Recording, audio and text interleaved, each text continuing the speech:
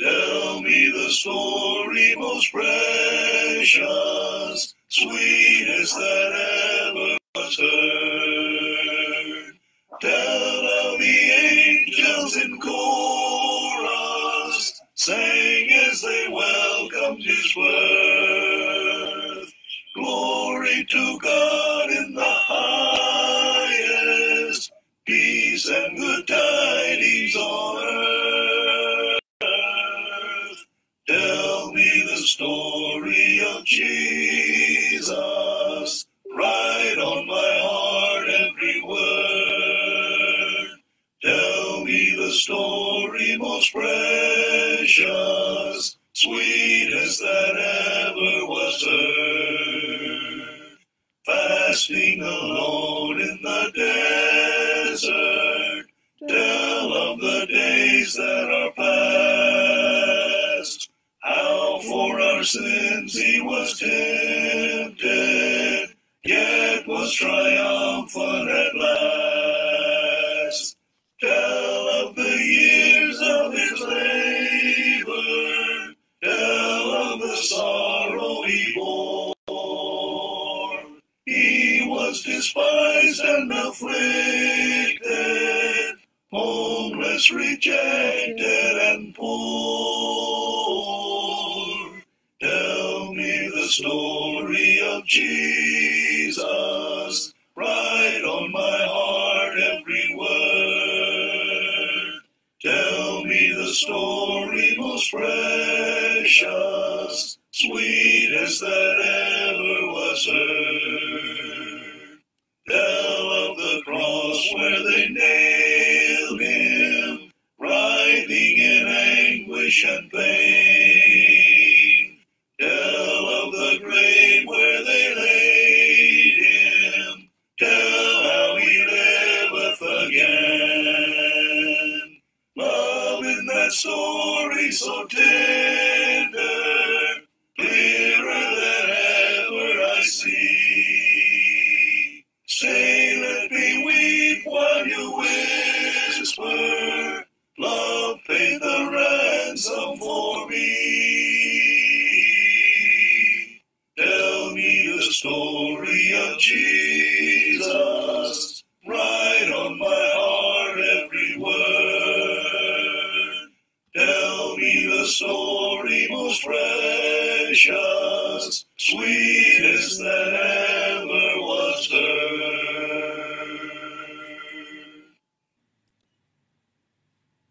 Jesus is tenderly calling thee home, calling today, calling today. Why from the sunshine of love wilt thou roam, farther and farther away? Calling today, calling today. Jesus is calling, is tenderly calling today.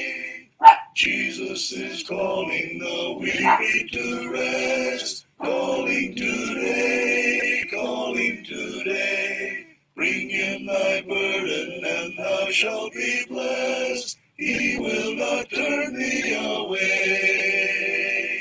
Calling today, calling today.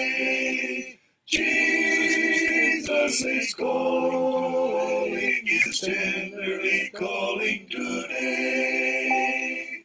Jesus is waiting, oh come to him now. Waiting today, waiting today. Come with thy sins at his feet lowly bow. Come and no longer delay. Calling today, calling today. Jesus is calling, is tenderly calling today. Jesus is pleading, oh listen to his voice. Hear him today, hear him today. They who believe on his name shall rejoice. Quickly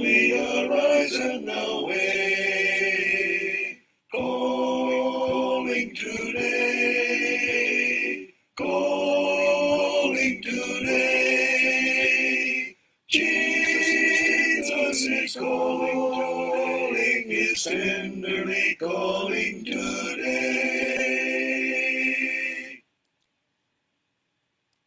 Magandang gabi mga kapatid. Ito po ang ating kauna-unang face live sa ating bagong Facebook.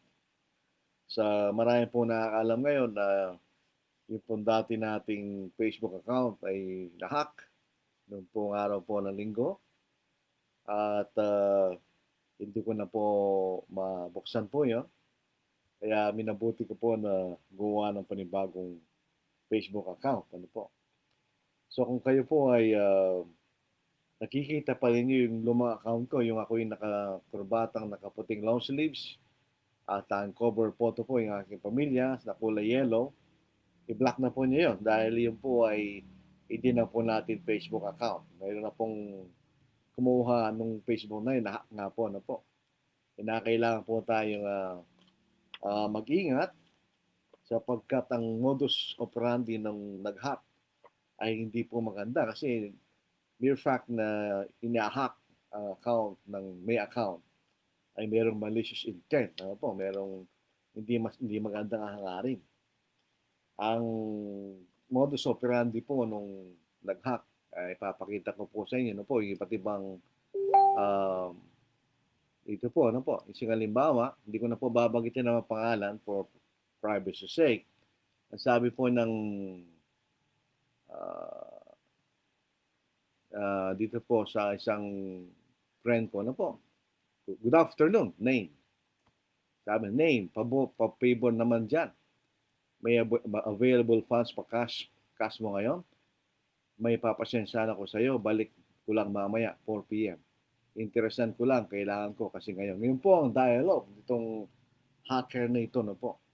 Kunyari ako, dahil nagpapanggap siya ako, at siya po ay nangihiram at ibabalik daw niya. Usually, ang makikita nating pattern, dito po, ibabalik ko for 4 p.m. Kanya. Sa iba naman, na makikita natin, sa iba, na ginawa rin po ng ganyang paraan, ano po, iba naman ang estilo.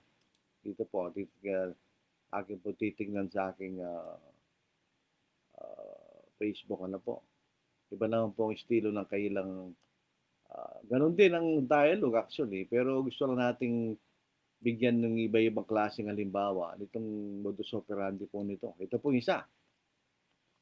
Ganoon din po ating makikita, no po. Ito. Babasahin ko po ulit. Ito po yung naka-picture po lahat ito. Pwede nga pong gamitan ng evidence po ito dahil ito po is actually a crime. Identity theft po ito, no po. Good afternoon, Brad. Tapos sumagot po yung kapatid, Brad, pa-favor naman dyan. Tapos sumagot yung kapatid, Brad, pwedeng makahiram sa'yo. Balik ko lang mamayang 5 p.m. pa eh. 5 p.m. Kanya. Interesan ko lang, kailangan ko kasi ngayon. Okay, Brad. Mamaya ako na ibabalik. Salamat, Brad. At nagbigay siya ng cellphone number sa GCash. Siyempre, GCash. Ito, mag-ingat po kayo. Sulat po niyo itong number na ito. Ito pong ginagamit na number. 0935-630-1748. 0935-630-1748. Itong ginagamit niya at ang pangalan, UL, tapos dash S, ang apelido niya nagsisimula sa M. Bali, ULSM. Yun po nakalagay sa kanyang GCash. Mag-ingat po kayo. Binibigay ko po ito bilang babala para hindi po yung biktima nitong hacker na ito. Ano po? Ang talagang layon lang po nito ay maghanap ng pera sa hindi magandang paraan. Ano po? At nagbibiktima siya ng mga inosenteng tao na may mabuting hangarin sa kailang mga Facebook. Meron po isa, makikita natin na ganoon din. Alis ganun po ang kanyang sinasabi. Nangihiram siya, ibabalik niya 4-5 p.m. At sabi niya, iinteresan ko. Malalaman natin na itong hacker na ito ay hindi po siya isang Kristiyano. Dahil hindi man po natin iniinteresan. Ano po? Bawal po yun. Di ba? Kung kailang ihiram. So sa ating mga kakabsat, sana po ay tandaan po niyo yung babala na yun para hindi po kayo mabiktima nitong hacker na ito. Nagpapanggap siya ako. Yan po makikita natin. Sa ating mga kabsat na ibang gabi katakay amin, kakabsat, sa ating po mga kaigsuonan, maayong gabi sa inyong tanan, mga igsuon, sa ating mga katugangan dyan po sa Bicol Region, Diyos marahil na banggi sa inyong gabos, sa mga taga-Pangasinan, Masanto siya Labi, at si kayo namin, at dyan po sa mga taga-Carabao Island, yung mga kapatid yan, mayad-ayad ng gabi. At dito po sa amin, sa lupain po ng Mekeni, Maya Babeke. Ito po ang hindi magagawa ng hacker na ito, kasi mag-live. Dahil di naman siya ako, pag nag-live siya, lilitaw ang kanya mukha, hindi ako, di ba? Nakakalungkot po itong ganong klaseng mga ginagawa ng ibang tao na po, na hindi naman nararapat gawin. So sana po, warning po kayo dyan. Hindi po ako nangihiram. Hindi ko po ginagawa sa buhay ko yun na manghihiram ako sa pamamagitan ng ganong paraan. Sapagkat hindi naman ako kailangan manghiram. Ano po? Dahil pwede naman akong mag-advance sa church na kung saan ako nangangaral. So ba't ako manghihiram? At bakit ko i-interesan? Eh, Kristiyano tayo, bawal po yun. So maliwanag po na itong taong ito hindi siya Kristiyano. Siya po ay isang hacker. Baka ito po ang professional lang gawain. Ano po? Pwede rin po nating mabanggit na ito'y taga Butuan City. Dahil nakalagay po doon sa email na nagsabi sa akin na merong gumalaw doon sa aking Facebook account. Siya po yung taga Butuan City. Nakalagay sa Facebook po yan. So, evidence po yan. Ano po? At ang kanyang ginagamit na cellphone ay Oppo A17. Yun ang ginagamit niyang cellphone. At alam din po namin ang email address po. Kasi nakita namin, nag-attempt po kami ma-recover namin yung aming account. Kaya nagkaroon kami ng oras yung Sunday dahil kami po ay pupunta na sa pagsamba ng alas 4 ng hapon. Ano po. So hindi po, kung talagang yan po ay ating hanapin, madaling hanapin yan. Meron tayong mga papunta doon. Ano po. Sana hindi na wala na mabiktima sa kalokohan po ng mga taong ito. So tayo po ay magpapatuloy po natin ang ating nalulungkot lang po kasi siyempre mga dati nating mga friends na nanonood sa ating Facebook Live, baka hindi na sila makapanood dahil baka hindi sila informed na na-hack yung account. Ang advice ko po sa inyo, kapag nabalitaan po nyo, i-block na po yung dati kong Facebook account para wala na magagawa pa po yung hacker na ito sa kanyang modus operandi. So ating pong pag-aaralan sa gabing ito ay tatapusin na po natin ang ating discussion church benevolence at magbibigay po tayo ng summary on both sides. Ang unang bagay na gusto natin bigyan pansin, bakit tayo po ay naniniwala na ang pagtulong ng iglesia ay sa mga kapatid lamang? Bakit natin pinaniniwalaan yun? Hindi na naman natin pwedeng paniwalaan isang bagay na walang batayan. Merong batayan, meron tayong scriptural authority na tinatawag. Yan po ay sa pamagitan ng tatlong paraan. Meron pong direct na utos o isang direct na pangungusap, a direct statement or a direct command na nag-uutos sa atin kung ano ang ating gagawin. Kung minsan naman, meron approved apostolic example. Ito isang halimbawa na kinasya ng mga apostol. So ito po isang halimbawa na ginawa ng mga kapatid bilang paksyon sa isang utos. Kung minsan yung utos hindi na po naisulat, ang halimbawa lang ang naisulat. Ibig sabihin, hindi maaaring gawin ng mga kapatid ang isang bagay kung walang pinag-utos sa kanila. Yun ang essence ng approved apostolic example. At yung tinatawag natin necessary inference. Yung necessary inference, ito po ay isang bagay na hindi natin makikita doon sa nakasulat. Pero pag binasa natin, yun ang papasok sa ating kaisipan. Yan tinatawag nating, pwede natin sabihin na necessary inference, ano po, o necessary conclusion. Halimbawa, kung meron ka napakinggan, bumaba ka riyan, ganyan. Napakinggan natin yan, ibig sabihin, umakyat siya doon. Baka di naman natin siya nakita umakyat. Pero paano siya bababa kung di siya umakyat? Yan po ang ibig sabihin ng necessary inference sa isang simpleng pangungusap. Yun po makikita natin sa banal na kasulatan, especially sa Bagong Tipan. Yun po ang mga bagay na ipinag-uutos ng ating Panginoon. Ibig sabihin, wala tayong pwedeng gawin sa Biblia kung hindi ito pinag-uutos ng ating Panginoon. Dito po sa Mateo chapter 28, verse 20, ito pinagtagubilin ng ating Panginoon bago siya umakyat sa langit. Sabi niya, dito po sa English, sa New King James Version, teaching them to observe all things that I have commanded you. And lo, I am with you always, even to the end of the age. So, ang mga itinuro ng mga apostles na siya naging katuruan ng ating Panginoon ay mga bagay na itinuro sa kanila ng Panginoon. The doctrine of Christ. Yun lang po ang ating sinusunod. Wala tayong sariling aral, kundi aral lamang ng ating Panginoon, ng ating sinusunod. Dito po sa 2 John 9, pinag-iingat po tayo ni Apostle John na wag tayong lumampas sa aral ng ating Panginoon.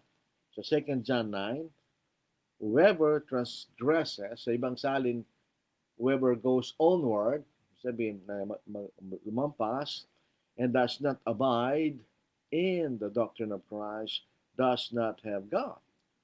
He who abides in the doctrine as both the Father and the Son. Ibig sabihin, kung tayo po ay hindi sumusunod sa aral ni Kristo, walang Diyos sa atin. So yung aral lang po ng ating Panginoon, ng ating sinusunod, ito'y kanyang ipinagtagubilin sa mga apostles. So lahat ng mga bagay na isinulat at ipinagutos ng mga apostol ay pawang kautusan ng ating Panginoon. Ito'y maliwanag sa pagsasalita ni Apostle Paul. Si Apostle Paul, sa katunayan, ang sumulat. Totoo po yun. Pero sinasabi niya ng lahat ng mga bagay na sinusulat niya ay pawang kautusan ng ating Panginoon. Wala siyang bagay na naisulat na hindi kautusan ng ating Panginoon. Dito basahin po natin. If anyone thinks himself to be a prophet or spiritual, let him acknowledge that the things which I write to you are the commandments of the Lord. Sinasabi ni Pablo, kung sino man sa propeta spiritual, kilalanin ninyo ng mga bagay na sinusulat ay pawang kautusan ng ating Panginoon. So ito'y kautusan ng ating Panginoon. So lahat ng mga bagay na mababasa natin sa Bagong Tipan ay pawang kautusan ng ating Panginoon. Ito po ang mga kadahilanan. Isa-isayin po natin. Bakit naniniwala tayo na ang pagtulong ng iglesia mula sa kanyang kabangyaman o sa church na treasury ay para sa mga kapatid lamang na nangangailangan? Hindi naman sa maramot tayo, hindi. Sumusunod lang tayo sa kautusan ng ating Panginoon. Dito sa 1 Corinthians chapter 16 verse 1 and 2. Basahin natin ngayon sa wika natin. Ngayon tungkol sa ambagan para sa mga banal. Banal ang ibig sabihin mga Kristiyano. Kailangan po nating liwanagin yung salitang banal. Minsan lang pumapasok sa ating kaisipan, ang banal ay isang taong hindi nagkakamali, hindi nagkakasala. Walang taong gano'n. Kahit ang mga apostol po ay nagkakamali at nagkakasala din sila. Ang taong banal ay isang taong hiniwalay ng Panginoon sa kasalanan nung siya'y sumunod sa Ebanghelyo.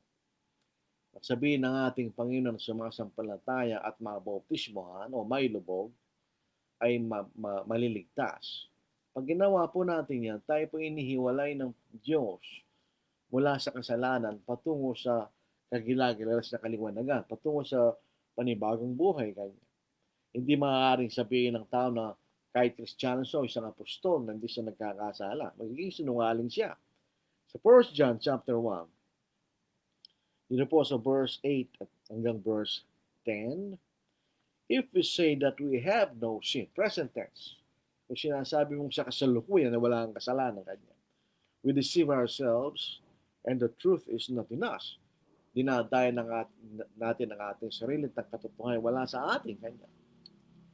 If we confess our sins, He is faithful and just to forgive us our sins and to cleanse us from all unrighteousness. Pag ipinahig po natin ang ating kasalanan sa Diyos, hindi sa tao, sa Diyos, ay patatawarin tayo ng ating Panginoon. Kaya sa verse 10, if we say that we have not sinned, ito'y past tense. Kung sinasabi kahit kailan di ako nagkasala ng amo, hindi pa rin pwede. We make him a liar and his word is not in us. Ang Diyos ay nagsabi sa atin, lahat sila nagkasala at di nakaabot sa kalalatian ng Diyos. Sa Romans chapter 3 verse 23, sasabihin mo hindi ka nagkasala kahit kailan, di ginawa mo sinungaling ang Diyos. So salitang banal, hindi po ibig sabihin na hindi ka nagkakamali, hindi ka nagkakasala. Ikaw ay hiniwalay ng Diyos sa kasalanan nung ikaw ay sumunod sa Ebanghelyo. Salitang saint, ganun din. Ika'y isang taong hiniwalay ng Diyos o iniligtas ng Diyos mula sa kasalanan. So, paliwanag lang po natin yun. Ay gawin din ninyo gaya ng aking ipinagtagubilin sa mga iglesia ng Galacia.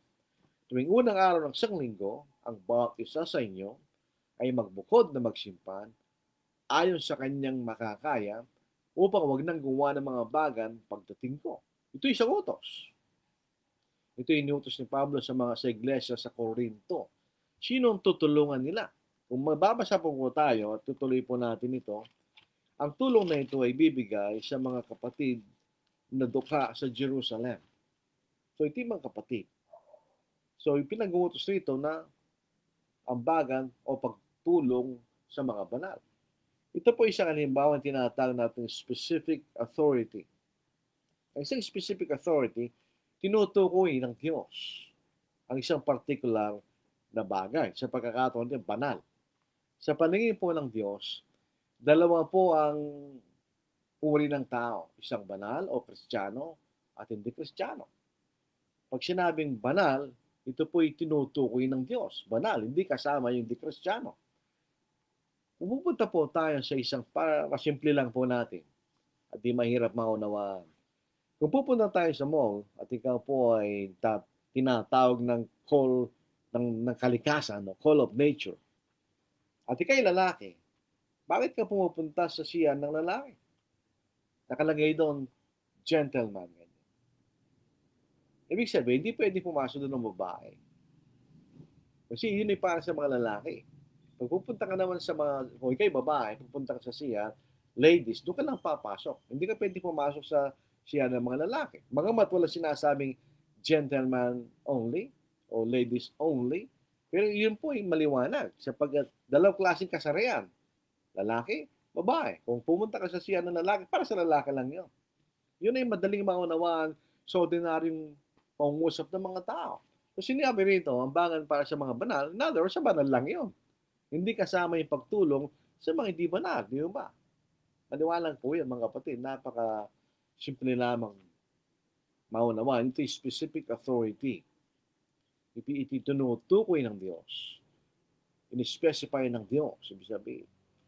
Nung sinabi ng Diyos kay Noah, gawa ka ng daong, gawa ng gopher wood. Kahit walang only yun, mananaunawaan ni Noah, ang gagamitin lamang niya ay gopher wood. Specific authority yun. Tinukoy ng Diyos kung anong uri ng kahoy ang kanyang gagamitin. Kung kayo pupunta sa doktor at may sakit ka sa ulo, masakit ang ulo mo, bibigyan ka niya ng Biogesic. Yun ay isang specific brand. Hindi ka na pwede bumulan ng ibang klaseng brand ng paracetamol dahil tinukoy ng doktor mo, Biogesic ang bilhin mo. Biogesic ang bibilhin mo. Yun ang isang halimbawa ng specific authority. So, ibig sabihin, maliwanag dito dahil tinukoy ng Diyos. Ito'y para sa mga banal. Ito'y para sa mga banal lamang. At ito'y mapapaliwanag po ng si Pablo ay sumulat sa mga taga-Roma at sinabi niya na siya'y pupunta sa kanila pagkatapos niyang pumunta sa Jerusalem.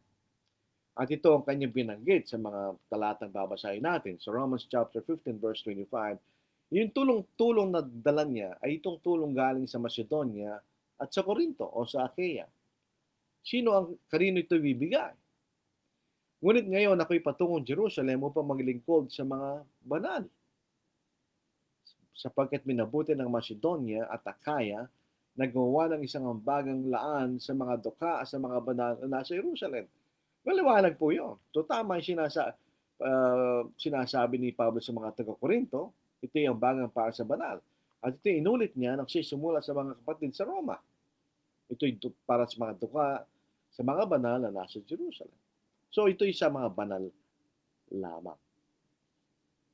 Sa pangalang sulat ni Pablo sa mga taga-Korinto, maliwanag ng tulong na ito para sa mga banal. Halimbawa, dito po sa 2 Corinthians chapter 8 verse 4, na nakikiusap sa amin ng matindi tungkol sa biyaya na makibahagi sa paglilingkod sa mga banal na kanya. So, maliwanag po, di ba? Sa 2 Corinthians chapter 9 verse 1, ngayong kalabisan na para sa akin, nasulatan kayo tungkol sa paglilingkod para sa mga banal kanya. Sa ika-9 at ika-12 talata, sapagkat ang pangangasiwa sa paglilingkod na ito ay hindi lamang pumupuno ng pangangailangan ng mga banal, kundi umaapaw rin sa pamagitan ng maraming pasasalamat sa Diyos. So, ibig sabihin, nung sumulat si Pablo sa mga taga-Korinto, maliwanag na yung malilikom nilang sa pera doon sa kailangang bagan ay para sa mga banal, sa mga duka sa Jerusalem. So, para sa mga banal lamang. Pangalawa na magiging evidence dito, ay lahat po ng pagkakataon na tumulong ang iglesia sa mga nangangailangan ay sa mga nangangailangan mga banal lamang. Lahat po ng mga halimbawa, yung pagtulong ng iglesia ay para sa mga banal lamang. Hindi tumulong ang iglesia sa mga hindi banal kanya o sa mga hindi Kristiyano. Halimbawa, uli siya-isayin po natin. Sa Gawa chapter 2 verse 44, ang lahat ng mga mananampalataya, ito'y tungkol sa mananampalataya, di ba? Ay magkakasama at ang kailang ari-arian ay para sa lahat. At ipinagbinilang kailangan mga ari-arian at mga kayamanan at ipinamahagi sa lahat ayon sa pangailangan ng bawat isa, pangailangan ng mga mananampalataya. Kaya hindi po sa Gawa chapter 4 verse 32, ang buong bilang ng mga sumasampalataya ay may pagkakaisa sa puso at kaluluwa. Sino may walang nagsabing kanyang anuman sa kanyang mga ari-arian, kundi lahat nilang pag-aari para sa lahat. At pinatutuhan ng mga apostol na may dakilang kapangyarihan ng pagkabuhay ng Panginoon Jesus at sa kanilang lahat ang dakilang biyaya. Walang sino mang naghihirap sa kanila sapagkat ipinagbili ng lahat ng may-ari ang kailang mga lupa at mga bahay at dinala pinagbilhan ng mga ito. At inilagay nila ito sa mga paa ng mga apostol at ipinamahagi sa bawat isa ay sa kailangan ng sinaman. So ang baptism po ay bawat sumasampalataya sa iglesia po sa Jerusalem. Ngayon din po sa Galatians chapter 6 verse 1, tinulungan po yung mga babaeng bao ng mga Kristiyano. Again, mga Kristiyano po yan. Sa Gawa chapter 11 verse 27, nagkaroon po ng kagutuman sa buong sanglibutan.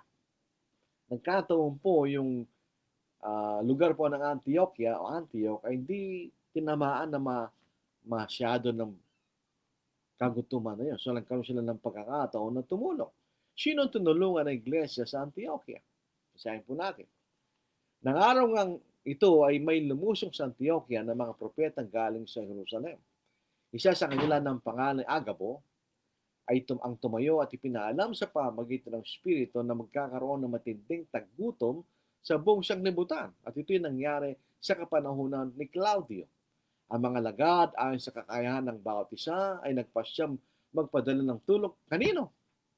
Sa mga kapatid na naninirahan sa Judea. Tanong, panguntana, solusyon, question. Sa Kastila, pregunta. Wala bang mga hindi Kristiyano na tinamaan ng taggutom sa panahon? Meron. Bakit hindi tumulong ang iglesia? Hindi ba? Tinulungan lamang yung mga kapatid na naninirahan sa Judea. So again, ang tinulungan po ay mga kapatid sa Judea.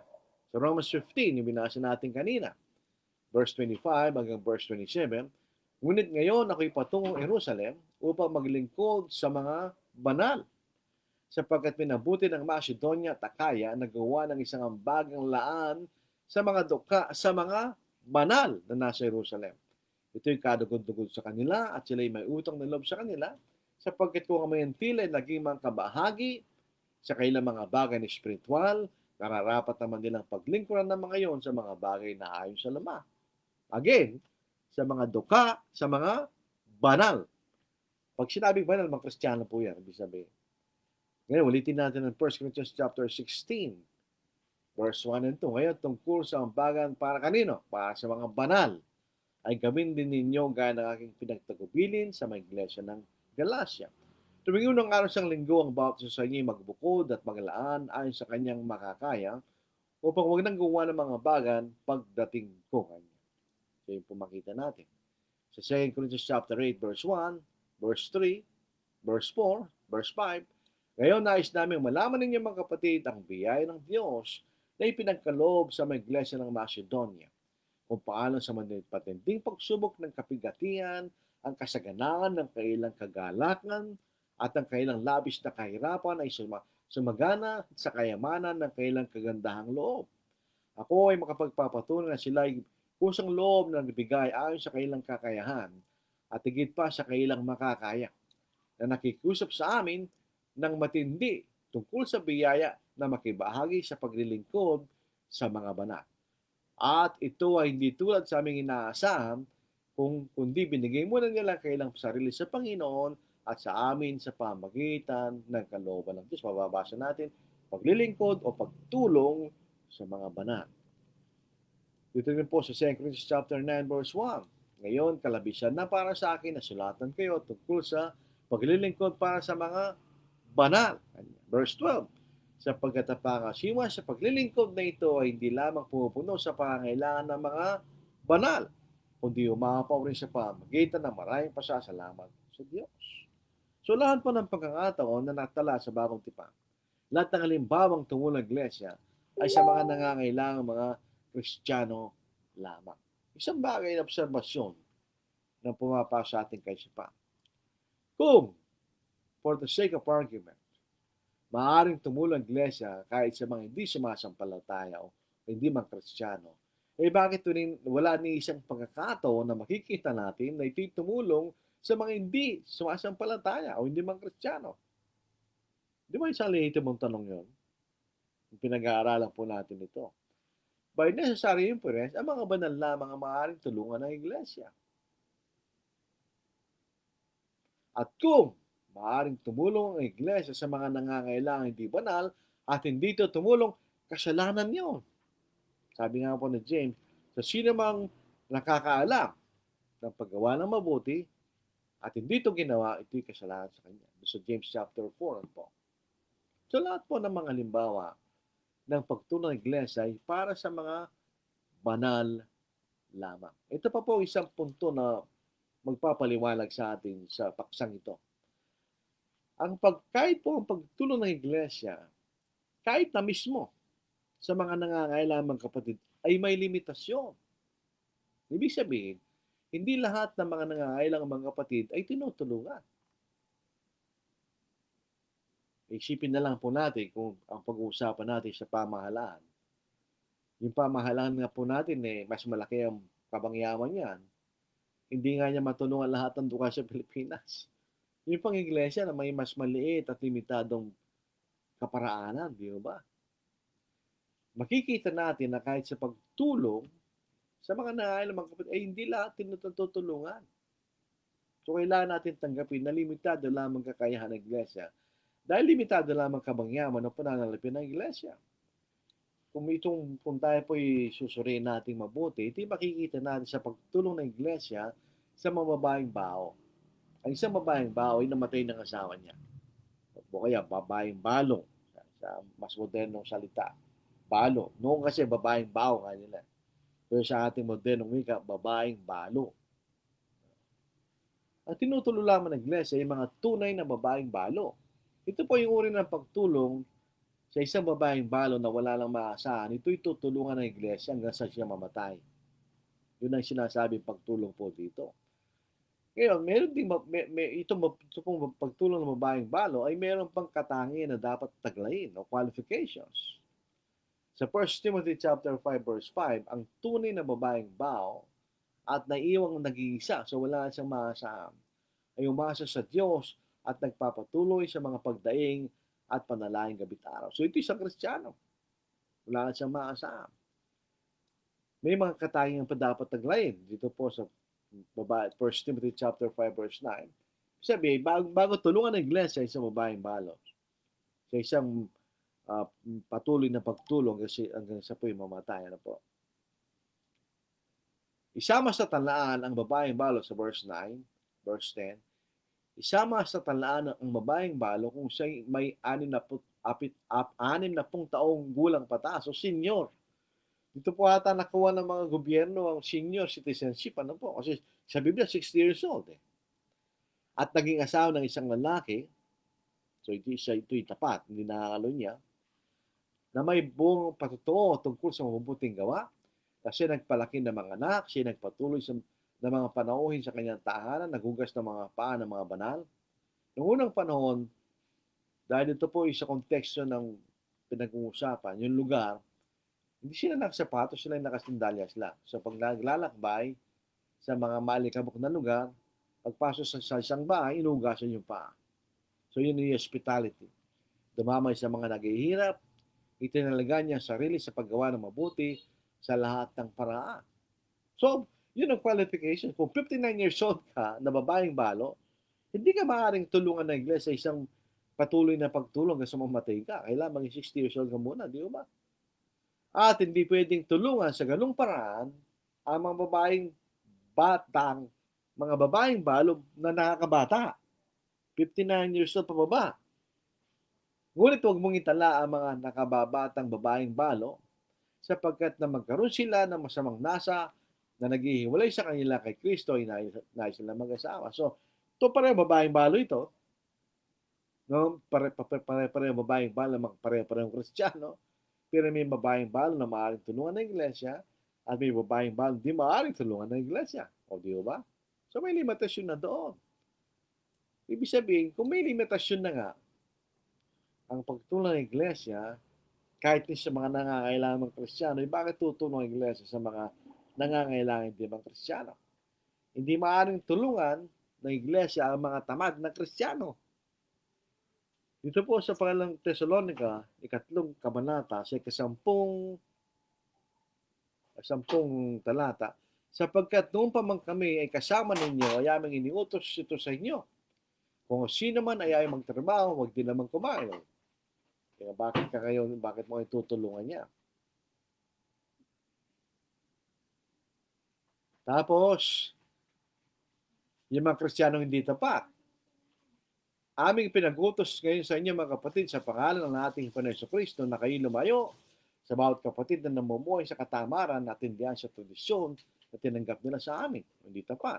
O mga kapatid na bulang tagapagturo. Sa Romans chapter 16 verse 17. Ngayon sinasama ko sa inyo mga kapatid na tandaan ninyo ang mga lumikha ng pagkababahagi at ng mga katitisuran na laban sa mga aral ninyong natutunan, lumayo kayo sa kanila.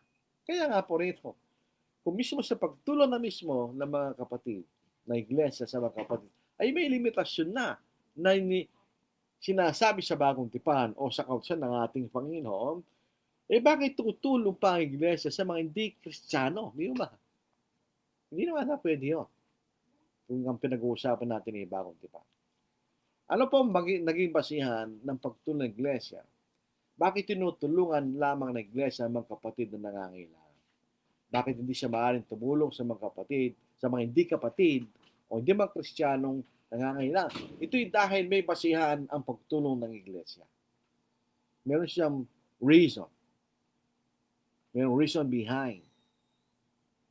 Ano yun? Dito sa Romans 15 verse 27, ito'y kalugod-lugod sa kanila.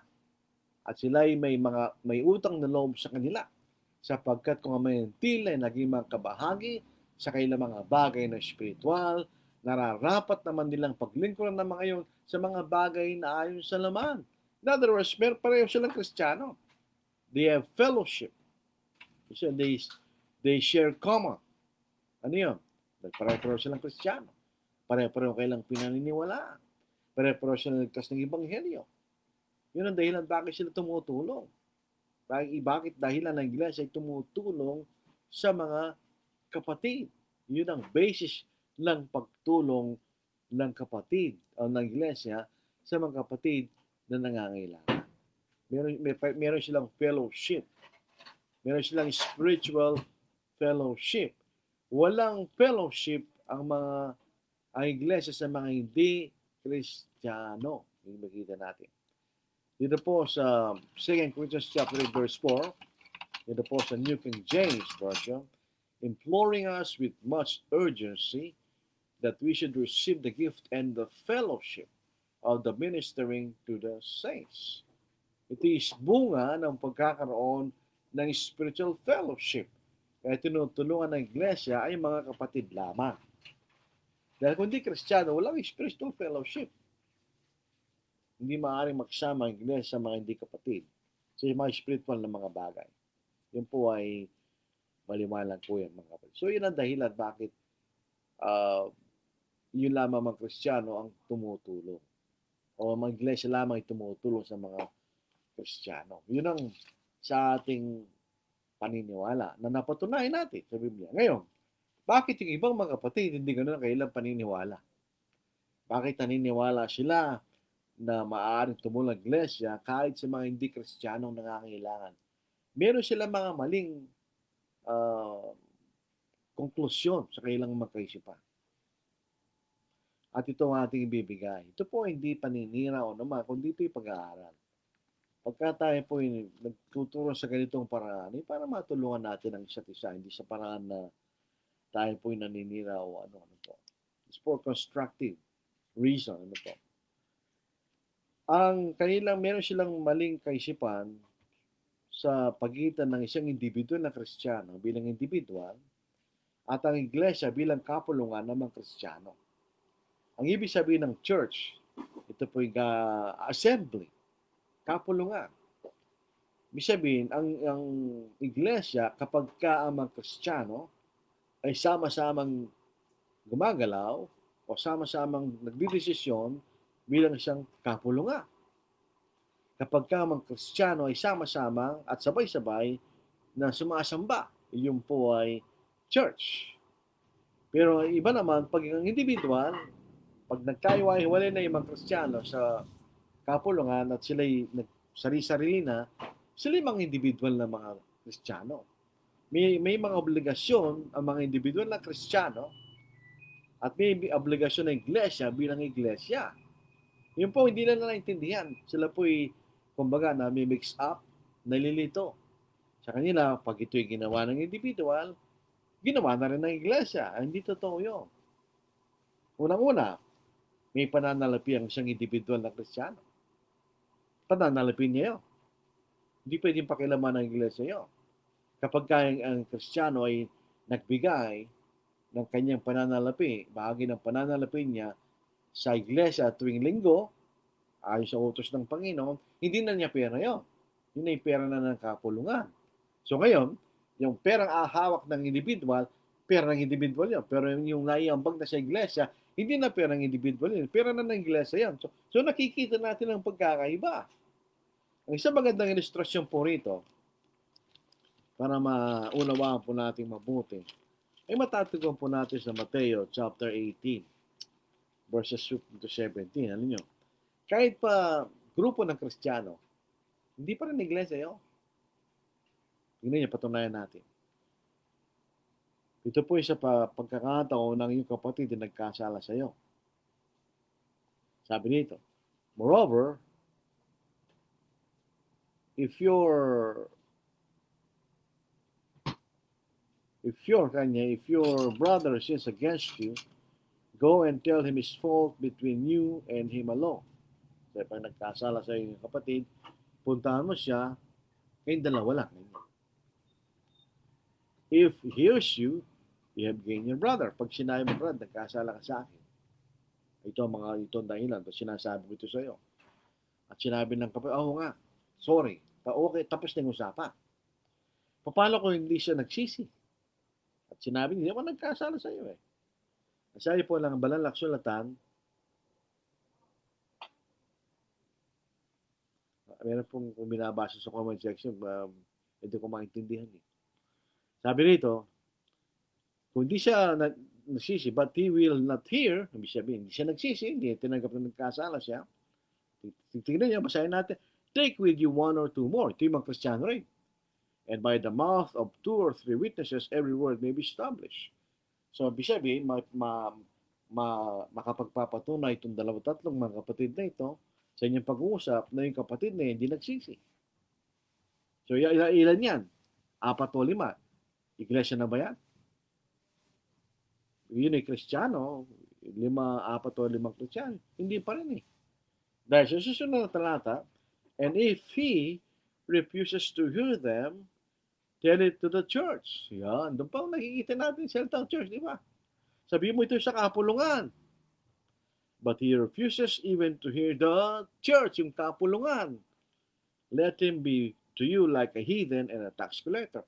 So kung yung dalawa, yung nagkasala at pinagkasalaan, nag-usap sila, hindi iglesia yun. Kapag nagkasama yung biktima o yung pinagkasalaan ng 2-3 saksi, sa harap po nung nagkasala, hindi pa rin iglesia yun. Pagka ito'y sinabi sa kapulungan, yun pala ang iglesia. Kaya makikita nyo, itong mga individual, hindi sila masabing iglesia. Kung hindi kapulungan ang pinag-uusapan. Iyo ba? Maliwanag po yun. Dito po sa 1 Timothy chapter 5 verse 16, maliwanag din po ang talata ito. May iba ang obligasyon ng individual sa obligasyon ng iglesia. Basahin po natin.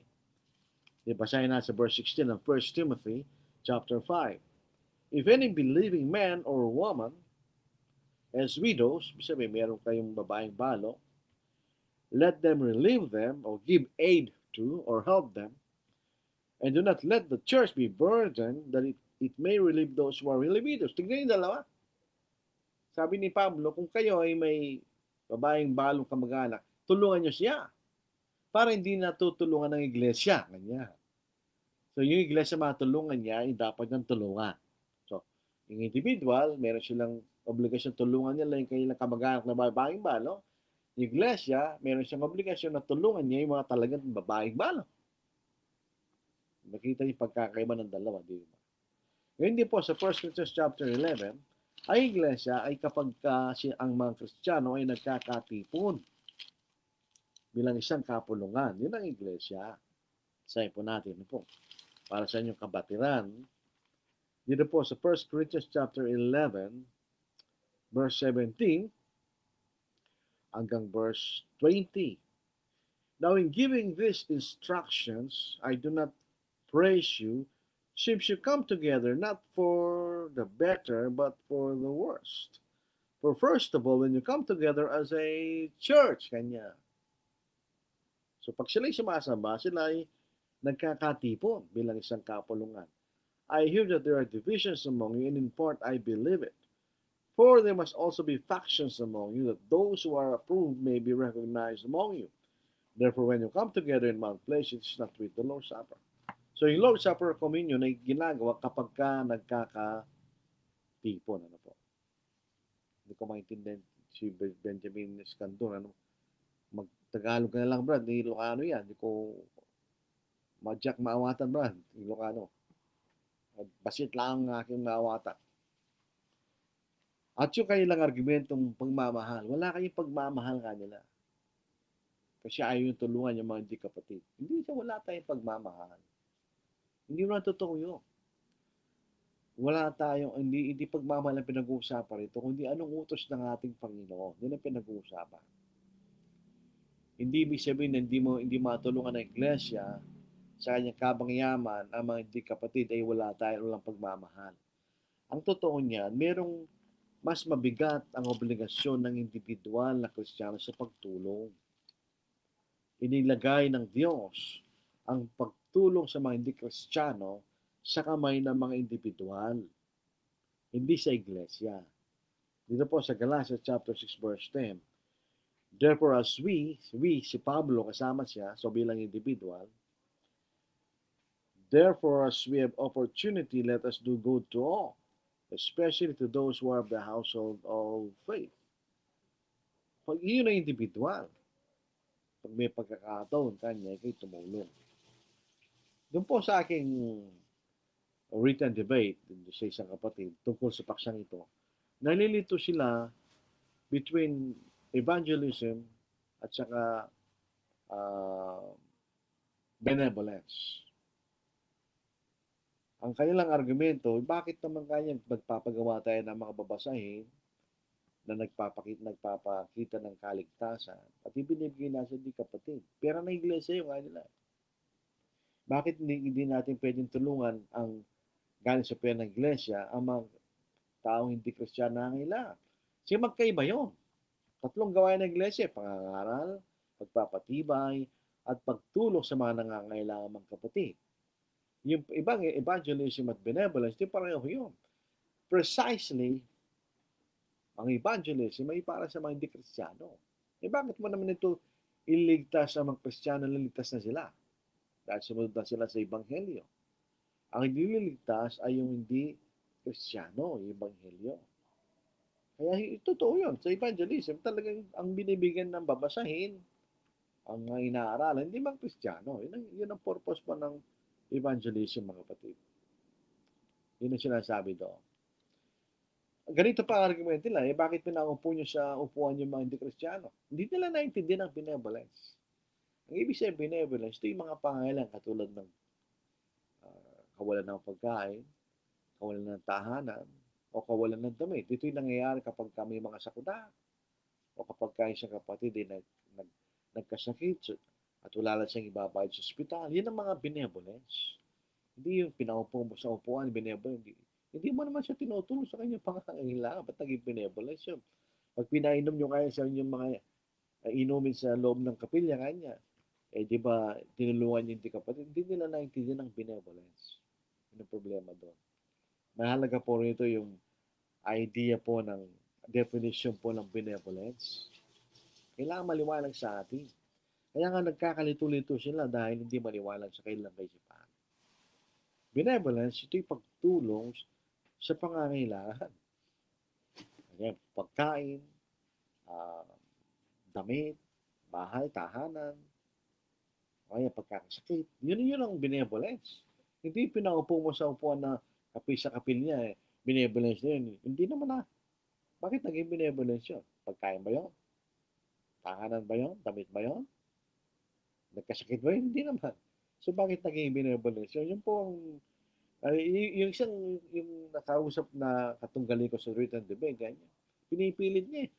Evangelism, tanya, gagastos ang pera ng iglesia, paggawa tayo ng mga tracts sa babasin, pinamimigay natin kanina sa hindi Kristiyano. Bakit kaya hindi natin pwedeng tulungan hindi Kristiyano? Dahil hindi parehong gawain nyo.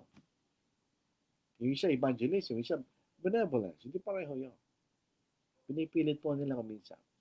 At ito pang isang kaisipan nila, na basta isang pagkarawang isang sulat, ay pinadala sa isang iglesia, lahat daw po na nakasulat doon ay para sa iglesia lamang at wala para sa individual. Yun po ay hindi tama. Saan nila nakuha yung ganong klaseng kaisipan? Kahit po sa batas ng communication, sa non-formal communication, wala naman po ganon. Halimbawa, kung kayo sumulat kay Brother Raul, kapatid, ang ibig sabihin ba, tungkol lahat kay Brother Raul ang pag-uusapan namin? Hindi man namin pwede pag-usapan ng nanay ko, nanay namin, o isang kaibigan namin. Hindi si Brother Raul yun, di ba? Pero kasama dun sa sulat ko sa kanya. Bakit mo sasabihin ngayon na pagkasulat sa iglesia, para sa iglesia lahat yun? Alam, sabi nga po ng kasabihan, the testing is in the eating. Kanya. Para natin malalaman ang sa pagkain na sarap, kainin mo kayo. So, testingin natin. Unang-una, sa Galatia chapter 6, totoo po ito yung naisulat sa mga iglesia ng Galatia. Walang tutol yun. Basahin po natin. Sabi dito. Sa Galatians chapter 1 verse 2, and all the brethren were with me to the churches of Galatia. Totoo po yan. Pero lahat ba na nagsulat dito ay patungkol lahat sa iglesia. Bigyan niyo sa Galatians chapter 3 verse 26-27. Ilocano po, dami talong brother pescador, pero sa Ilocano naman, basit lang aking matak brad. Ilagay mo sa Tagalog. Dito po sa Galatians chapter 3, 26-27. For you are all sons of God through faith in Christ Jesus. For as many of you were baptized into Christ have put on Christ. Saan yung nabangutos yun? Sino pinag-uusapan doon? Hindi mga individual ng Kristiyano na bautismohan? Sabay-sabay bang nabautismohan ng mga kapatid sa iglesia? Hindi. So, hindi tumutungkol sa iglesia yun, di ba? Ito tumutungkol sa mga individual na mga Kristiyano na bautismohan. Dito po sa Galatians chapter 6, patungkol po sa pagtutuli. Dahil yung sulat po ni Pablo sa mga taga-Galacia ay upang mapabulahanan niya ay yung kaisipan ng mga iba na kailangan sumunod sa kautusan ni Moises. Basahin natin. Sabi rito, sa verse 12, as many as desire to make a good showing in the flesh, this should compel it to be circumcised. Pinuutos ang kanyang matuli, only that they may not suffer persecution for the cross of Christ. Mga kapatid, common sense. Kung ang lahat ng nakasulat sa Galacia, dahil ito'y sulat sa mga iglesia sa Galacia, ay para sa iglesia lahat. Ay may pagtutuloy pinag-uusapan kung sino ba yung tinutuloy ng iglesia, individual. At for the sake of argument, kung iglesia, may babae doon, o tutuloy din ng babae. Di ba? Hindi nila naunawaan yung kayo sinasabi. Yun ang mga problema po kung minsan. Dito rin po sa 1 Thessalonians chapter 4, ano po? Meron po patungkol dito sa pamumuhay ng isang Kristiyano. Ito ba tumutungkol sa pamumuhay ng iglesia o pamumuhay ng mga Kristiyano? Individual na mga Kristiyano. Dito po sa verse 10. Sumunod tayo hanggang verse 12. And indeed you do so toward all the brethren who are in all Macedonia, but we urge sino? Brethren, mga kapatid, individual, that you increase more and more, that you also aspire to lead a quiet life, to mind your own business, and to work with your own hands as we commanded you. Yun ba'y patungkol sa iglesia? Sino ba nagtatrabaho sa kanyang mga kamay? Ang mga individual. Ano pinag-uusapan natin? Kailang pamumuhay. Kasi mamuhay naman na ihimik.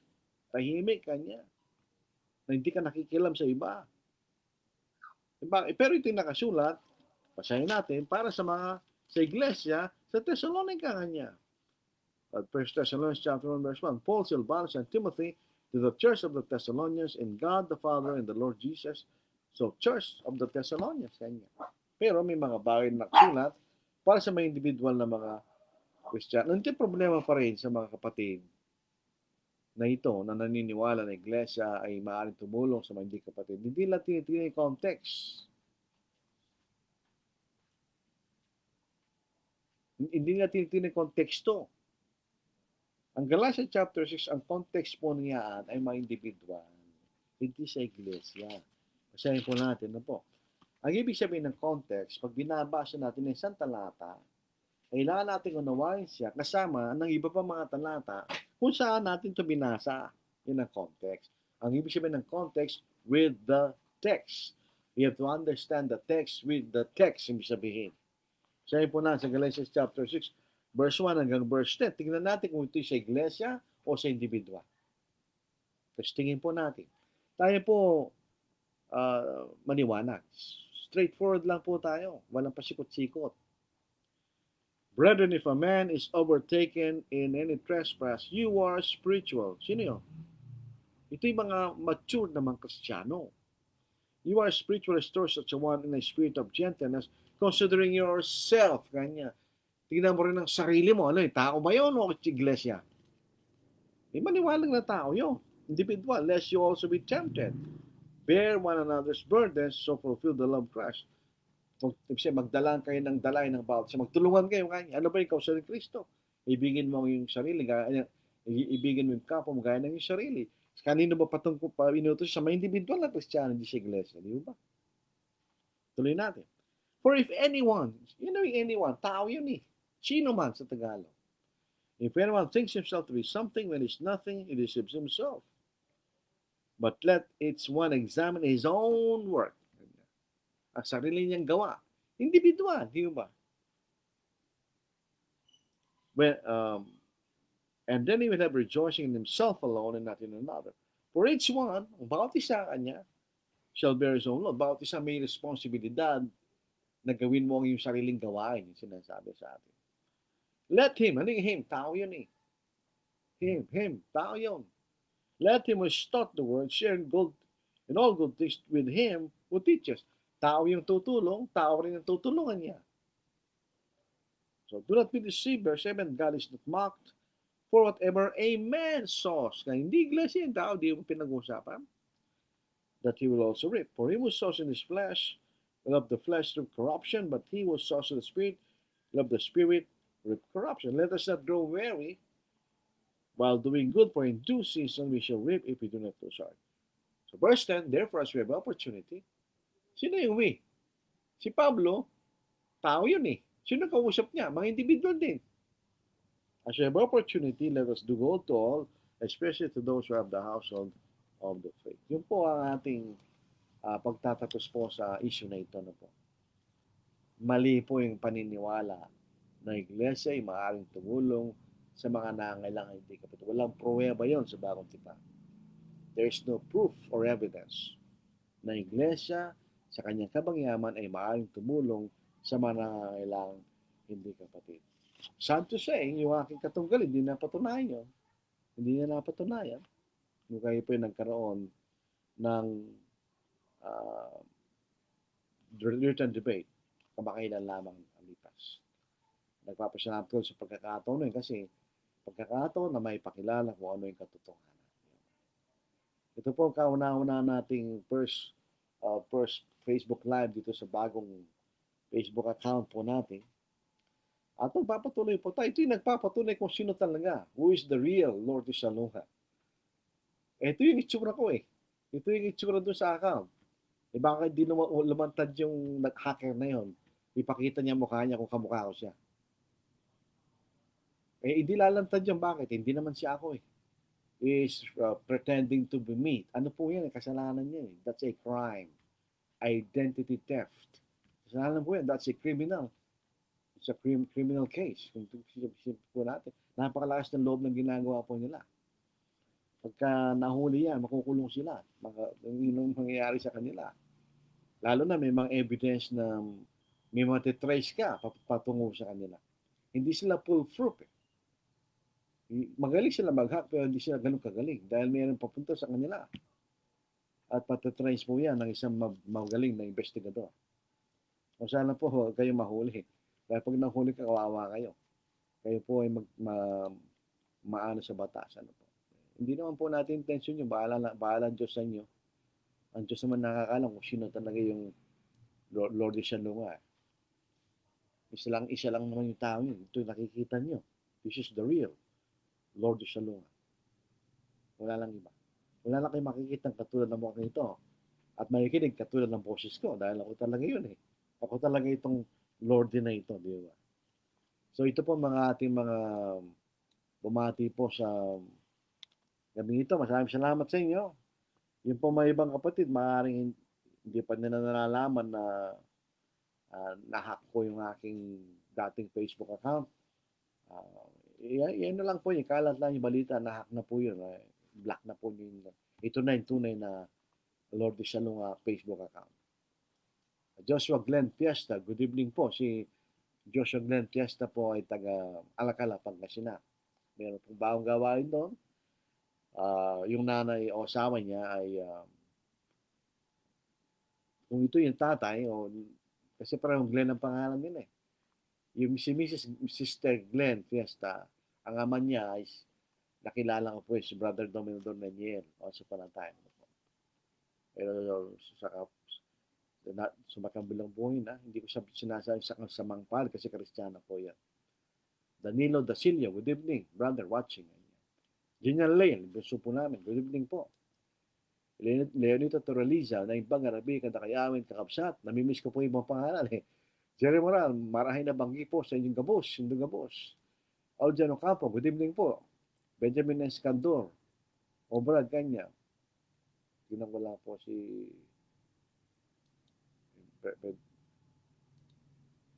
Arlen Calna, salong ito aking pinakamamangasawa. Gadget Sumagi Algama, good evening brother. Tapos marami po comment si Benjamin Escanton, Ilocano po, alam ko naman naintindihan. Yung kanyang si Royal Arcalas, na ibag na rabi katakapsat kay Cristo. Namiss po natin yung may mga pangalan na paging nakikinig at sa ating mga Facebook Live. May nasa din po natin na mababawasan po yung ating views. Pero it's okay. Magsisimula po tayo. uli. Dahil nga po sa kagawan nung yung po mga Ilocano, tulungan nyo akong i-translate po ito. Siak data, kabsat, siak ni Iskandor. Apoy na idumat ti Facebook mo, Brad. Ganyan. Anong nangyari sa Facebook mo? Nahak, Brad. Kasano makatulong ni Brad? Kasano? Naimbang Arabiyo, Brad. Anya ti napasamak. Kasano makatulong? Siguro pa paano makatulong niya. Nabalinak kas iti hinunam, Brad, no nakabasol ti kapsat ken agpadispensar masapulo ang mapakawan no datayo ti alam ko yan agdispensar magsisi ket makapagkuan tayo kasano tayo o mapasubli ti kapsat tayo no ditay pakawanen ti kapsat agpasol dayta kapsat. Ang ganda sana ito, Ilocano naman. Meron Tagalog dito, sabi dito. Kung tayo ay humingi ng tawad at pinatawad at ngunit tayo nagkaroon ng kapatid, ngunit kapag tayo hindi pinatawad ay sila yung kasala, gusto ka di kapsat. Ang makikita po natin sa pagpapatawad, obligasyon po ng isang Kristiyano patawarin niya ang kanyang kapatid kapag siya po ay humingi ng tawad. Kasi may mga question po, paano kung niloloko ka lang niya? Hindi po natin alam ang puso ng bawat isa. Ang ating face value lang, kung siya po ay humingi ng tawad, patawarin po natin siya. Patawarin natin siya. Kaya kung niloloko tayo, sasagutin niya sa Diyos yun. Dito po sa Matthew chapter 18 verse 22 na po. Sa 18 verse 21, Then Peter came to him and said, Lord, how often shall my brother sin against me and I forgive him? Up to 7 times. Ilang beses ko patatawarin ay kapatid ko nagkasala sa akin, ganyan. Hanggang sa 7 beses, ganyan. Jesus said to him, I do not say to you up to 7 times, but up to 70 times 7. Ganyan. At ang ating Panginoon po ay nagbigay ng isang talinaga upang masagot niya kay Pedro. Ibig sabihin, kung humingi ng tawad ng ating kapatid, patawarin natin siya. Kaya paano kung paulit-ulit niyang ginagawa? Na nagkakasala sa atin. Niloloko niya tayo. Di ba? Hindi na siya humingi ng tawad. Niloloko niya tayo. Pagka nagkasala, dapat hindi na ginagawa uli yun. Humingi ka na ng tawad eh. Paulit-ulit mo niloloko mo na yung kapatid. Hindi ka na nagiging matinong tao ng pagkagano. Pag humingi tayo ng tawad sa ating kasama, na natin gagawin. Yun ang tinuturo sa atin ng ating Panginoon. Pero obligasyon nating patawarin ng kapatid. Minsan kasi, by experience, minsan di lang natin type yung kapatid. Kahit tumingin na tayo naniniwala, baka magkasala tayo noon. Dahil hindi natin nababasa ang puso ng bawat isa. Nanguhula lang tayo kung siya'y nagsisisiba siya ng totoo. Malalaman natin sa kanyang gagawin. Kakibat po ng pagsisisi ay yung bunga ng pagsisisi. Ibig sabihin, pag ang tao po sincere nagsisisi, gagawa siya ng paraan para may balik niya yung mga bagay na sinira niya. Unti-unti, kung hindi maaaring biglaan. Bawa kung nagnakaw ka, ibalik mo yung nakaw mo. Kung talaga ikaw yung nagsisisi. Paano kung naipagbili na, hindi talagang bayaran mo pa rin dahil nagkasala ka. Kung halimbawa, kinuha mo ang asawa ng may asawa, ibalik mo yung asawa niya kung nagsisisi ka. Dahil hindi sa iyo. Kung yung nagnakaw ng bisikleta, ibalik mo yung bisikleta dahil kung humingi ka ng tunay na tawad. Hindi, sorry, pero hindi ko nababalik yung bisikleta, hindi ka nagsisisi, no? Nandoloko ka, hindi ka nagsisisi. Ang pagsisisi po ay pagbabago ng kaisipan. Pagtanggap, may kayo nagkamali. Kaya kung nagkasala, humingi ka ng tawad. May Tagalog na. Kapag tayo humingi ng tawad at pinatawad, ay puli tayo magkaroon ng kapatid. Palang, ito po ang aking sinasagot. Kahit naman po sa Diyos, patatawanan tayo. Pero kung paulit-ulit mong ginagawa, ikay nabubuhay na sa pagkakasala, pagkaganon. Yung pag isang tao, humingi ng tawad, so inulit-ulit niya, yung ginagawa niyang kasamaan, hindi na siya nabubuhay ng tama, no? Siya nabubuhay na sa pagkakasala. He is living in sin. Iba po yung ikay nagkamali at nagmingi ng tao. Di ba yung ituloy-tuloy mo yung kasalanan mo? Ba, hindi po pwede yun. Hindi tayo pwede magpatuloy sa isang kasalanan. Pag humingi tayo ng tawad, pinatawad tayo, huwag mo nang gawin. Yun ang role doon. Dahil siyempre, pinatawad ka na. Sana po nasagot ko. Sayang po, hindi ko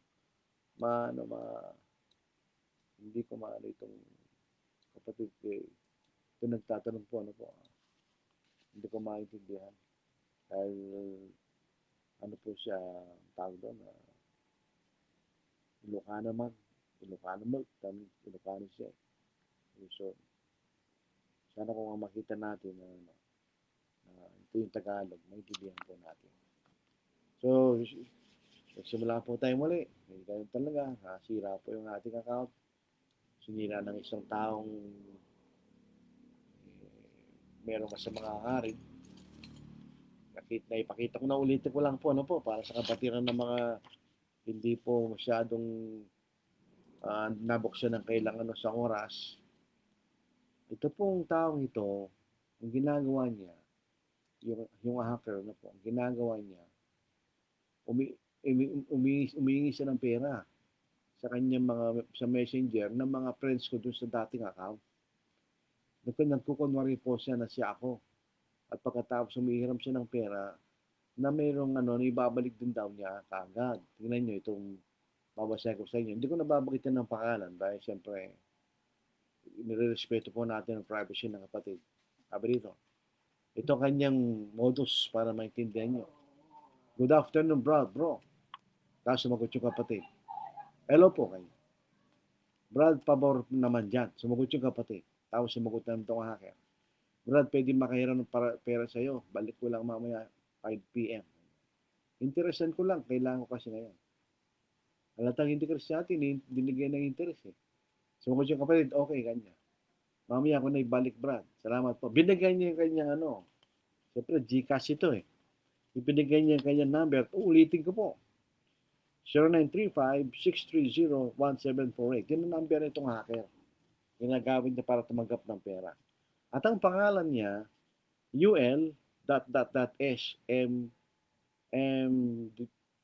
period. Mas ako, ang hula ko rito, Ulysses eh. Kasi yung una, S yung huli. Alang ibang pangalan na gano'n, kundi Ulysses eh. Ang pangalan po ng time, Ulysses M. At ang kanyang number, 0935-630-1748. Hindi po makitatago. Nakaristro na yung mga SIM card. Kahit palitan pa yung SIM card, nakaristro pa rin nyo. At lilito kung sino yung taong nyo. Kaya magaling sila mag-hack, pero hindi pa rin sila ganun kagaling. Hindi na nakita yung simpleng bagay na yun. Dali pumunta sa globe, tanongin mo lang, sino mayari nito? Bakit? Kasi ganito ang ginagawa. Ganito ganyan. Mabubuking na po yung tao yun. Sa mga konting barya lamang na gusto niyang kitain sa isang masang paraan. Hindi po yan magtatagumpay. Magtatagumpay sila pansamantala, pero hindi lubos sa magtatagumpay yan. Lalabas din po yan mga kapatid. Kasi parang widespread ang scam na ito. Itong taong ito, taga Butuan City. Kaya nakita ko po doon sa email ng Facebook eh. At ang ginagamit niyang cellphone, sinabi pa rin ng Facebook, Oppo A70. At pinanggit pa ng Facebook yung oras kung kailan niya ginawa yung aking. Hindi ko lang nahabol yung aking account dahil wala po kaming oras. Dahil nga kayo papunta na sa pagsamba ng hapon ng Sabado, Linggo. Kaya yung isang kapatid na taga Bisaya, sabi niya, magaling mag-Bisaya ba lang kanya? Siguro nga, dahil taga Butuan City, sigurado Bisaya yan. Abutin lang, hindi naniwala yun. Hindi naman sila maniniwala kasi hindi naman ako yun.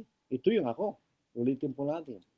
Ito yung tunay na Lord de Salonga. This is the real Lord de Salonga. Ito. Wala lang iba kundi ako. Yung taong yun, na hacker, hawak-hawak niya yung account ko na pinaghirapan ko sa ilang taon. Pero hindi siya yun. Hindi niya magagawa ginagawa ko ito. Bakit dilalantad ang mukha niya? Hindi naman yung mukha ko. Hindi ko alam kung anong itsura ng tao yun. Pero hindi siya ako. So maraming salamat po mga kapatid. Mag-ano mo tayo ng ilang awit.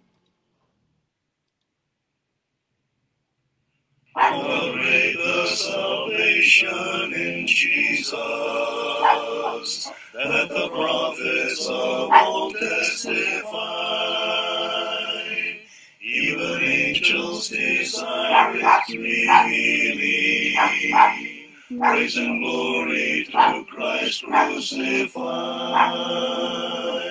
You were threatened for me. You were slandered for me. Every thorn, every nail, every tear was for me. Sweet the thought that my soul may be mended and whole by my Lord who was broken for me.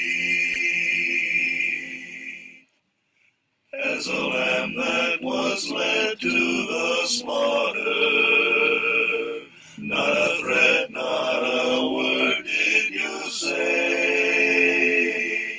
Help me, Lord, when my heart fills with anger. Your example I will not betray. You were threatened for me. You were slandered for me. Every thorn, every nail, every tear was for me. Sweet the thought that my soul may be mended and whole by my Lord who was broken for me. I have been saved by your word that is living, to a love that is fervently pure. Precious blood from your cross brings redemption, with a hope that is living and sure. You were threatened for me, you were slandered for me. Every thorn, every nail, every tear was for me. Sweet the thought that my soul may be mended and whole by my Lord who was broken for me. Yung po awit na yun po, ginawa po ng isang kapatid yun, po, si Don Alexander, hindi po nagkakamali. At matatagpuan lang po sa dalawang songbook niya. Hymns of Worship, na ginawa, inedit po na nasilang si Roger Stevens.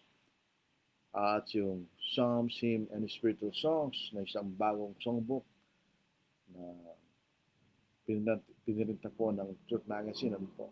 Doon lang matatapon yung awit na yan dahil ito yung ginawa ni Brother Don Alexander. Napagandang kanta kung titinin yung lyrics at talagang patungkol po sa dakilang sakripisyo ng ating Panginoon. Maraming salamat sa kaksama po natin sa gabing ito. Naway patuloy po tayo magkakasama sa gawain po ng pakal sa Facebook Live, at para lang po sa ating spiritual na pag-aaral. Bago tayo maghiwalay, tayo po ay sama-sama na line. Ang banal kayo po ay nagpapasalamat palagi sa inyo. Una sa inyong dakilang pagmamahal sa amin na inyong binigay yung buto ng anak na aming Panginoon na siya mamatay para sa aming kasalanan. Kami po ang may pagkukulang pero kayang gawa ng paraan para kami maging matuwid sa pamamagitan ng inyong pagpapatawad. Kami Ama ay nagpapasalamat sa Banal Espiritu sa kanyang gawain. Ipinayag niya ang katotohanan na ito para kami mabatid at malaman at sundin. Dinadalain namin si kapatid na Brother Kapsat Isong na si Brother Juanito Esquadra na siya po ay dinala sa Tacloban para sa dialysis. Siya po ay nasa malubang karamdaman. Sana po siya ay inyong pagalingin na Diyos. So, ano po ang bagay na makabuti para sa Kanya? Ayon sa inyong karunungan.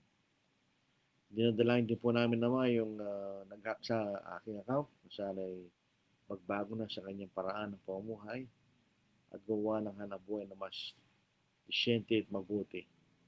Kayo na po bahala sa mga taong ito, gumagawa ng samaan. At sana po sila ay magbago sa pamamagitan ng iyong Ebanghelyo, Diyos. Kayo po yung may ng kapatawaran sa iyong mga pagkakasala na aming ginagawa, pagkukulang, yamang kami yung maharap sa inyo, Ama, bilang tumatanggap sa aming mga pagkakamali at magkapangbaan na aming tinatanggap hiningan ng katakot sa inyo, Diyos. Sana po, sana bukas, magpatuloy po kami sa pamumuhay at paglilingkod sa inyo, Diyos. Alisin niyo mga balakid na nakapaghinto sa amin sa paglilingkod. At ang mga bagay ito ay may hinihingi. Dakilang pangalan ng Kristo. Amen. So ito po ang kauna-unahang ating Facebook Live sa bagong Facebook account para tayo nagsisimula muli. Parang 2020 all over again. Po. Nawala po yung ating ibang mga friends. Pero in time, babalik din po siguro. I-block na po niya yung account na yun. Dati ko block na po niya para wala nang magawa pa yung nag-hack na po na yun. Maraming salamat. Good evening. God bless.